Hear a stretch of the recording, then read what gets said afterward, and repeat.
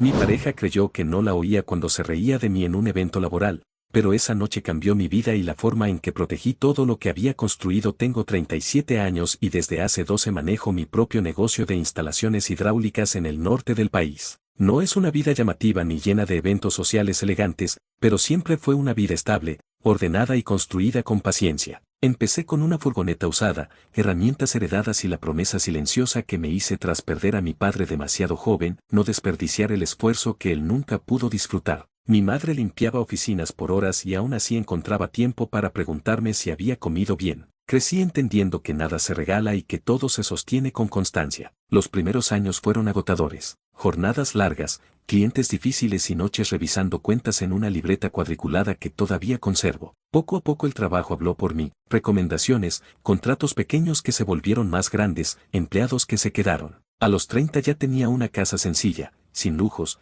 pero pagada con mi propio esfuerzo. Nada espectacular, pero mía. Mi vida personal, en cambio, siempre avanzó con torpeza. No por falta de interés, sino por falta de tiempo. Hasta que conocí a Laura. La conocí en una parrillada organizada por un colega del gremio. Ella trabajaba en comunicación corporativa, hablaba con seguridad y parecía moverse en un mundo muy distinto al mío. Aún así, mostró curiosidad genuina por mi trabajo. Me preguntó cómo conseguía clientes, cómo organizaba los gastos, cómo lograba mantener todo en orden. No me miró como alguien inferior, o eso creí en ese momento. Empezamos a vernos. Laura tenía una forma particular de hacerte sentir importante cuando quería. Escuchaba, sonreía, hacía planes. Me decía que admiraba mi disciplina, que yo representaba algo sólido en un entorno lleno de apariencias. Eso me atrapó. A los 6 meses se mudó conmigo. Dijo que era temporal, mientras resolvía temas con su antiguo departamento. Nunca firmamos nada. Yo confié. Al principio todo encajaba. Ella decoró algunos espacios, cambió cortinas, reorganizó muebles. Me pareció normal. Luego vinieron los comentarios útiles. Que mi sofá se veía viejo, que mi camioneta no reflejaba el nivel al que yo ya estaba,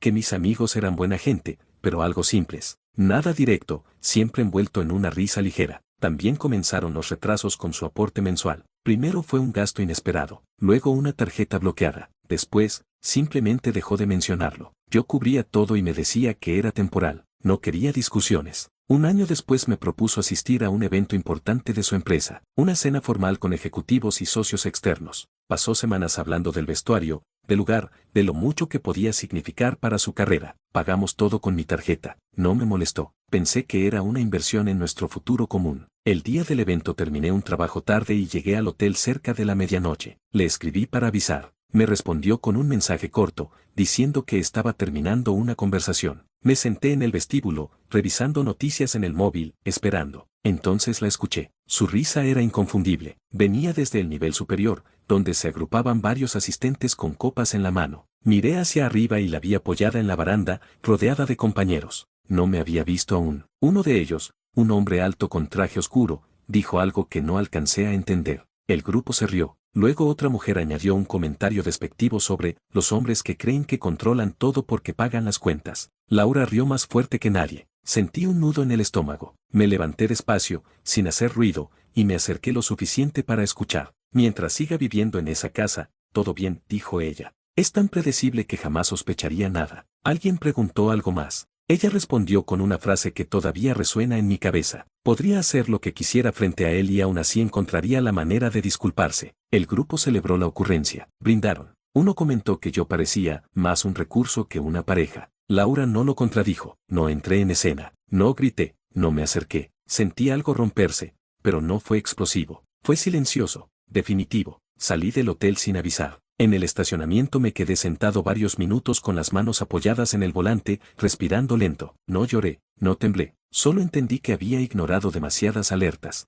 Conduje a casa y llamé a Esteban, un viejo amigo que trabaja con temas legales relacionados a propiedades. Le conté lo ocurrido sin adornos. Me explicó con calma lo que debía hacer y, sobre todo, lo que no debía hacer. Me habló de plazos, de registros, de protegerme sin provocaciones. Esa noche redacté un aviso formal. Revisé cuentas, imprimí movimientos, hice un inventario detallado. No por venganza, sino por claridad. Todo debía estar respaldado. Laura llegó de madrugada. Entró hablando sola, con pasos inseguros. Le entregué el documento sin levantar la voz. Leyó, se confundió, luego se enfadó. Dijo que todo había sido un malentendido, que estaba exagerando, que era una broma sacada de contexto. No discutí. Le indiqué la habitación que usaría durante el plazo establecido. Me encerré en la mía. Esa fue la primera noche en años que no dormí, pero también la primera en la que dejé de justificar lo injustificable. Y así comenzó todo. Los días siguientes se movieron con una precisión extraña, como si todo estuviera ocurriendo dentro de un esquema que ya había sido trazado y yo solo estuviera siguiendo pasos atrasados. Laura apenas me dirigía la palabra. Pasaba horas encerrada en la habitación de invitados hablando por teléfono en voz baja, salía con excusas vagas y regresaba tarde. Yo, en cambio, me concentré en lo que siempre había sabido hacer mejor: por ordenar,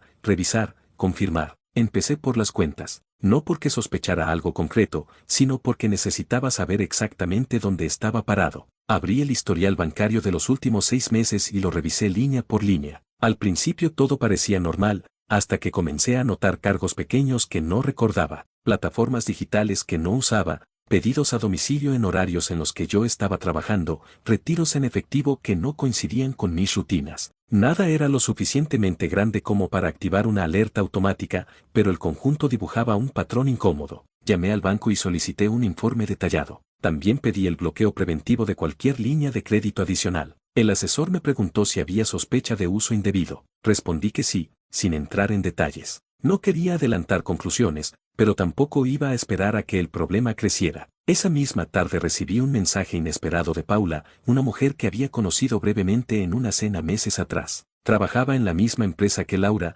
aunque en otro departamento. Me escribió con cautela, preguntando si podíamos hablar. Dijo que tenía información que me concernía. Nos encontramos en un café discreto, lejos de la zona donde Laura solía moverse. Paula parecía nerviosa. Miraba el móvil cada pocos segundos y hablaba en voz baja. Me contó que había sido presionada para firmar un documento interno que no reflejaba la realidad de un proyecto. Según ella, Laura había sido parte activa de esa maniobra. Cuando se negó, comenzó a recibir advertencias veladas. Finalmente, decidió renunciar antes de verse involucrada en algo mayor. Luego sacó su teléfono y me mostró capturas de conversaciones. No eran simples quejas. Hablaban de planes concretos, de tiempos, de aprovechar recursos ajenos antes de que el escenario cambiara. En una de ellas, Laura mencionaba mi casa como si fuera una ficha más dentro de un tablero. Sentí un frío en la espalda, no porque fuera una sorpresa absoluta, sino porque ahora todo encajaba con demasiada precisión. Le pedí permiso para copiar los archivos. Aceptó, pero me pidió discreción. No quería represalias. Le prometí que su nombre no aparecería en ningún sitio. Esa noche envié todo a Esteban. Su respuesta fue clara: aún no era suficiente para una acción directa,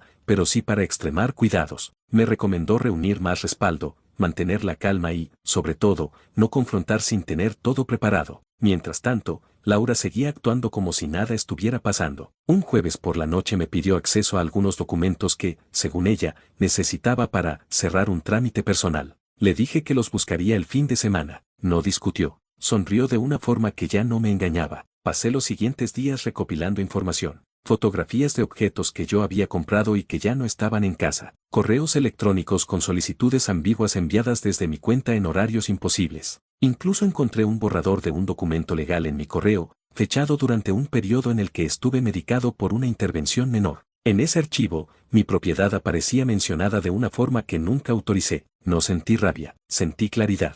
Organicé todo en carpetas físicas y digitales. Hice copias. Llamé a 2 amigos de confianza y les pedí que estuvieran presentes el sábado siguiente. No les di demasiados detalles, solo que necesitaba testigos. El sábado por la mañana, Laura bajó vestida como si fuera a una reunión importante. Me dijo que pasaría por la casa a recoger los documentos. Le indiqué que todo estaría listo. Nos sentamos en el comedor. Sobre la mesa coloqué 2 juegos de papeles. En el primero, ella reconocía que no tenía ningún derecho sobre la propiedad ni sobre mis bienes, y aceptaba una deuda específica correspondiente a gastos no autorizados. En el segundo, yo me comprometía a no iniciar acciones inmediatas por el uso indebido de mis recursos, siempre que se cumpliera lo acordado. Leyó en silencio. Intentó bromear. No respondí. Entonces saqué las copias, los movimientos bancarios, los mensajes, el borrador del documento legal. Su rostro cambió. No gritó, no negó. Preguntó cómo había conseguido todo eso. Le expliqué, con voz firme, que si no firmaba,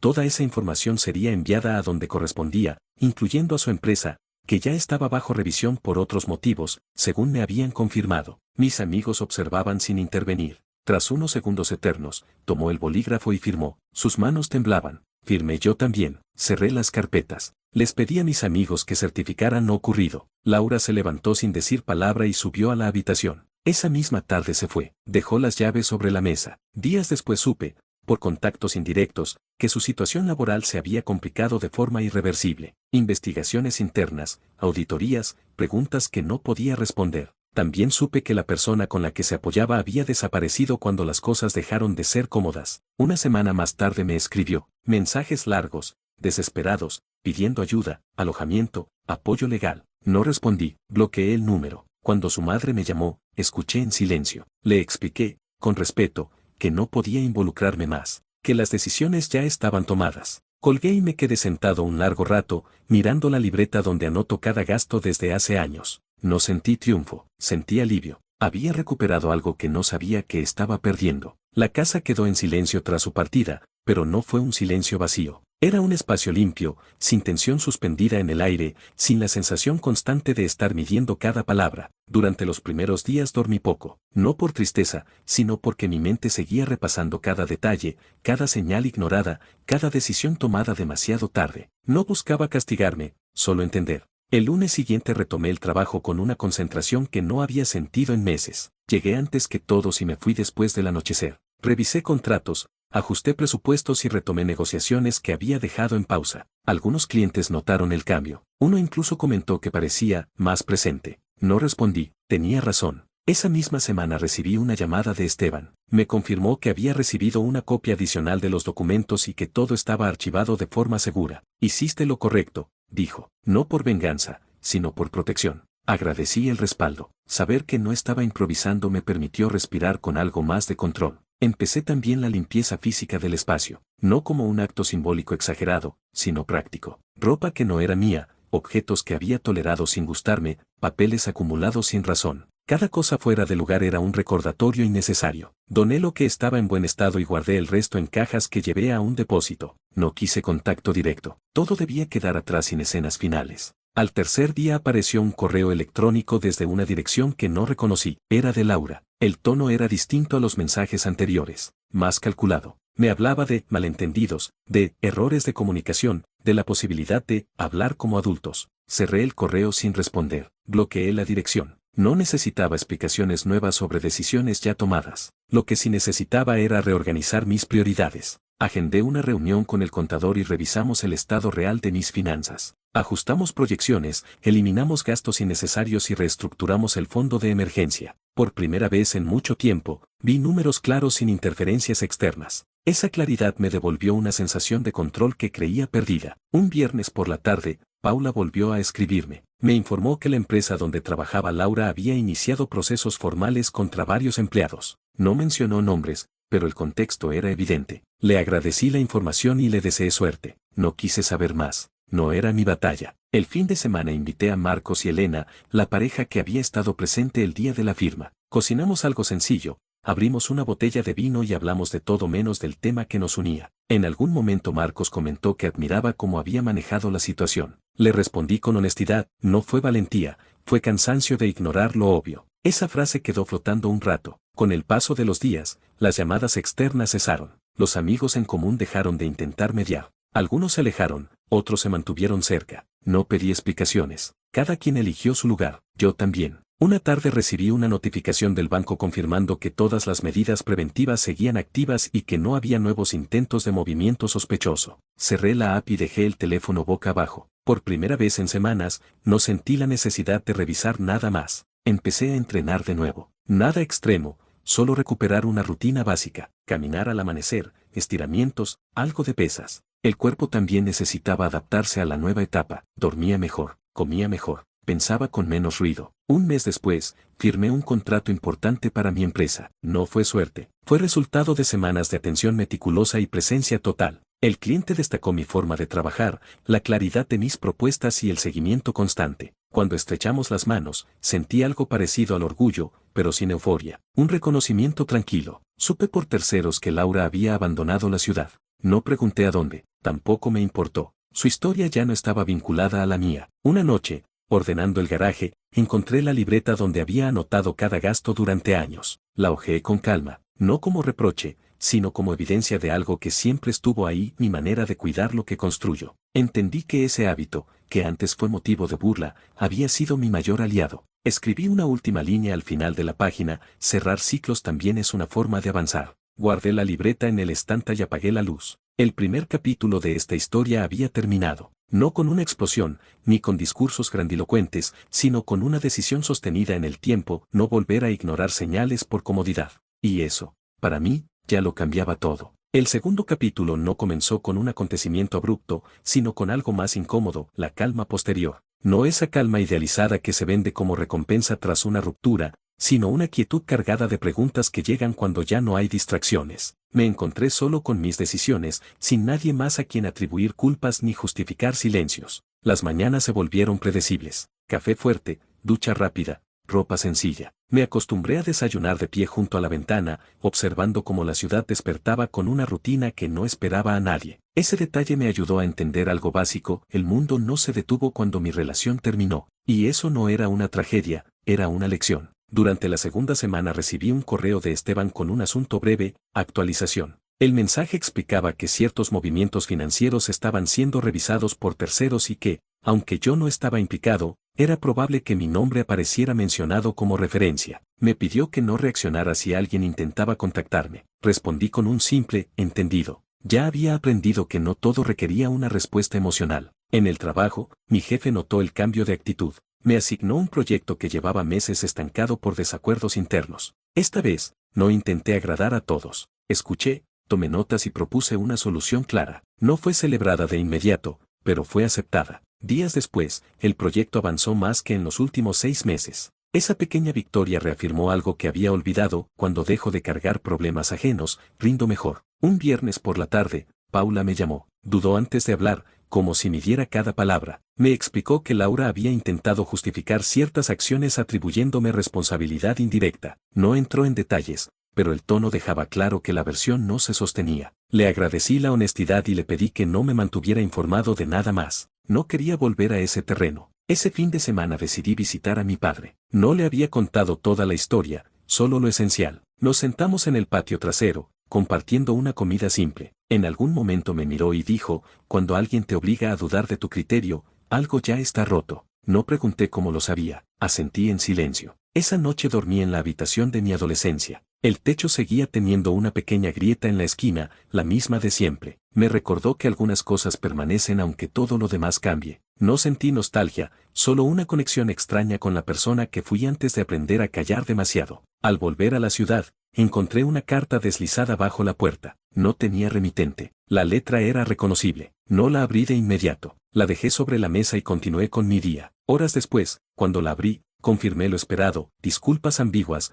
justificaciones extensas y una petición implícita de contacto. No había reconocimiento real del daño, solo un intento de aliviar culpas propias. Doblé la hoja y la rompí en tiras pequeñas. Las tiré al contenedor sin ceremonia. Los días siguientes fueron productivos. Cerré 2 acuerdos menores y comencé a planear un proyecto personal que había postergado por años. No era ambicioso, pero sí mío. Recuperar ese espacio mental fue más valioso que cualquier resultado inmediato. Una tarde recibí una llamada desconocida. Contesté por inercia. Era la madre de Laura. Su voz sonaba cansada. Me dijo que entendía si no quería hablar, pero que necesitaba intentarlo. La escuché sin interrumpir. Cuando terminó, le respondí con respeto, pero con límites claros. No iba a intervenir, no iba a explicar decisiones pasadas ni asumir cargas que no me correspondían. Hubo un silencio largo al otro lado. Luego agradeció mi tiempo y colgó. No sentí alivio ni culpa, solo confirmación. Al cumplir 2 meses desde la separación, revisé mi agenda y noté algo curioso: no había una sola entrada relacionada con conflictos personales. Todo giraba en torno a trabajo, ejercicio,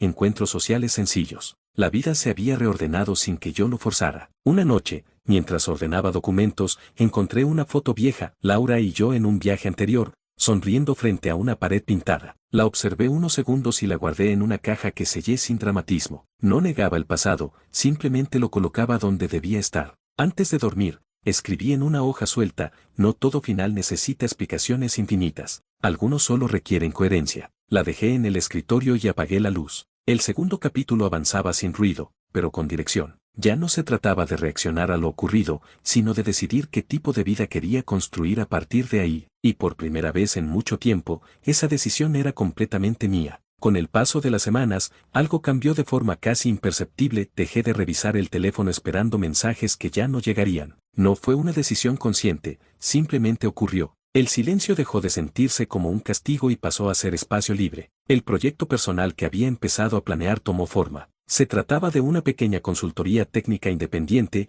algo que siempre quise explorar pero nunca me atreví por miedo a incomodar a otros o parecer ambicioso. Ahora, sin esa presión externa, avancé con método. Registré el dominio, diseñé un esquema de servicios y contacté a 2 antiguos colegas que respetaba. Ambos aceptaron colaborar de forma puntual. El primer contrato llegó antes de lo esperado. Una tarde, al salir de una reunión, coincidí con Paula en el estacionamiento. Me sonrió con cierta timidez. Caminamos juntos unos metros. Me contó que el ambiente en la empresa se había vuelto tenso. Auditorías internas, correos cruzados, silencios incómodos en los pasillos. No pregunté nombres ni detalles. Bastó con escuchar el tono para entender que aquello seguía su curso sin mí. Hiciste bien en apartarte, dijo antes de despedirse. Muchos no saben cuándo hacerlo. Esa frase me acompañó el resto del día. Empecé a cuidar aspectos de mi vida que antes consideraba secundarios. Volví a correr por las mañanas. No para competir, solo para sentir el cuerpo moverse sin urgencias. Cambié la alimentación,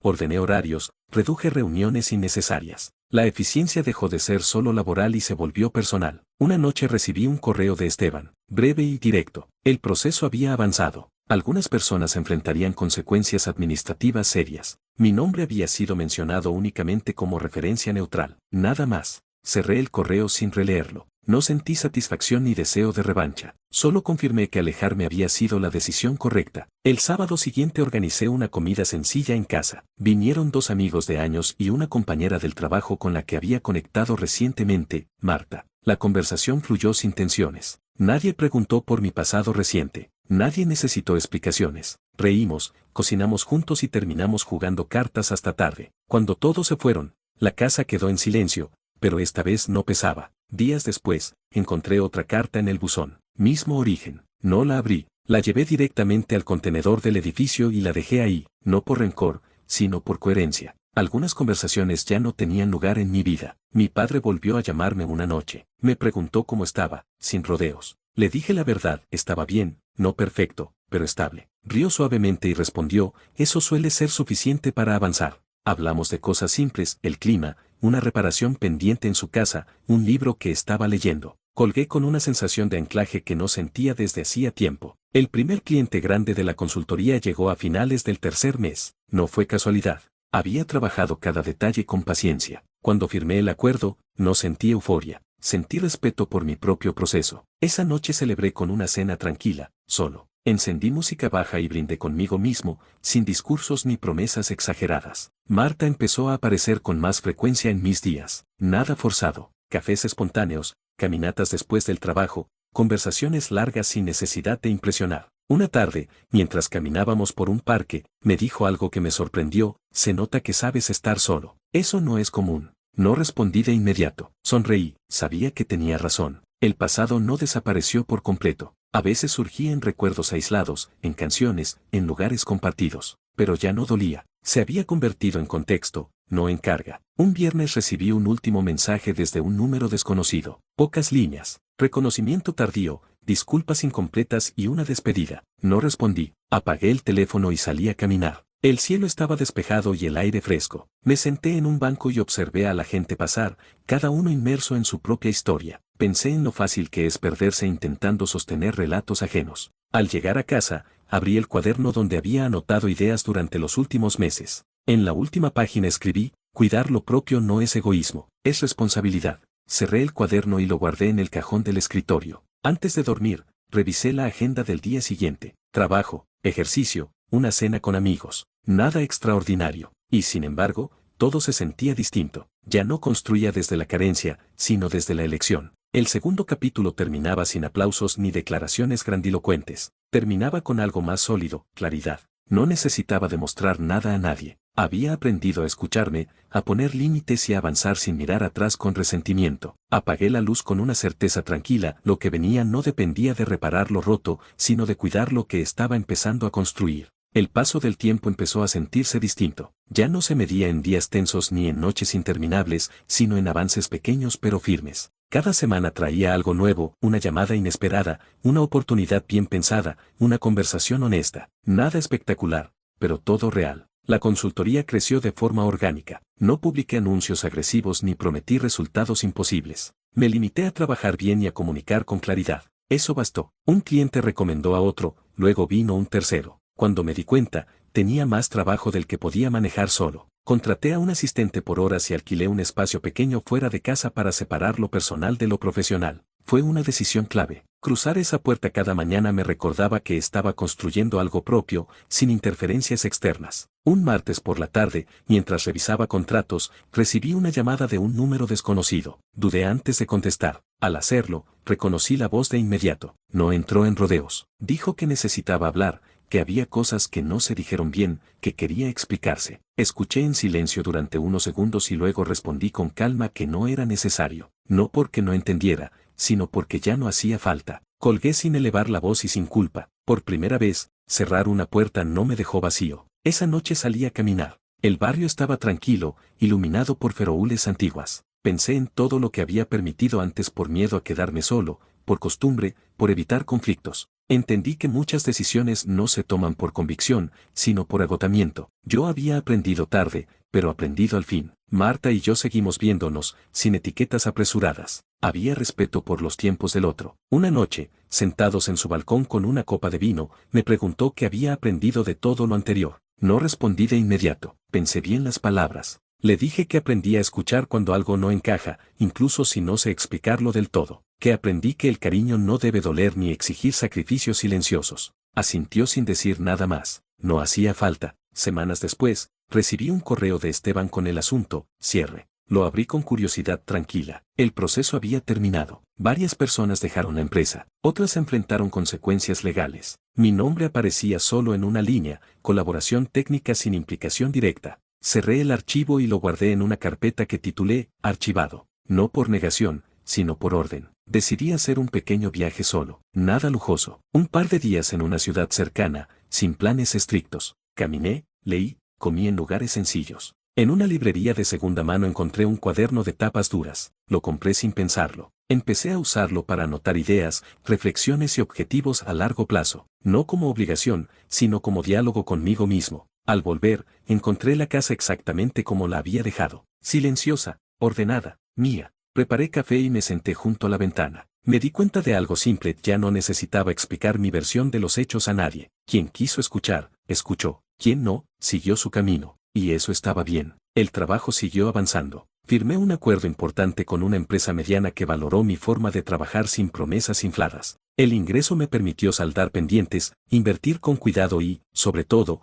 respirar sin ese nudo constante en el pecho que antes confundía con responsabilidad. Un sábado recibí la visita de mi padre. Caminamos por el barrio, hablamos de proyectos, de errores, de decisiones que uno cree definitivas y luego resultan ser solo capítulos. Antes de irse, me dijo algo que se quedó conmigo: no todo lo que se rompe se pierde, a veces solo cambia de forma. Esa noche escribí la última entrada en el cuaderno nuevo. Hoy no necesito demostrar nada, solo continuar. Con el paso de los meses, la historia dejó de ser el centro de mis pensamientos. Se convirtió en parte del trayecto, no en su definición. Aprendí que no todas las heridas piden confrontación, algunas solo piden distancia. Que reconstruirse no siempre implica empezar desde cero, sino volver a lo esencial. Hoy mi vida es más simple, pero más honesta. Trabajo con claridad.